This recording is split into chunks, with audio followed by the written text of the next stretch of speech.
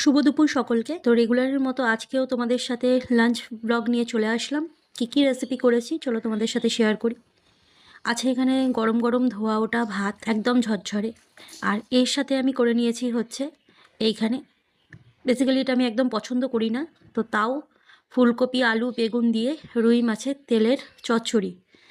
মা খুব জোর করছিল একটু তেল করতে, করেছি। তো যাই হোক, আর এর সাথে করে নিয়েছি হচ্ছে এই মাছটা অনেক দিন ধরে খেতে ইচ্ছা করছিল, তো তারই জন্য করে নিয়েছি পার্শে মাছের ঝাল। একদম ঝোল রাখিনি, গায়ে গায়ে করেছি, কারণ ওই চচ্চড়ি তেল চচ্চড়ি দিয়েই খাওয়াটা হবে। তো আজকে এই মাত্র দুটো পদ করেছি। তো চলো দেখা হচ্ছে অন্য ভিডিওতে।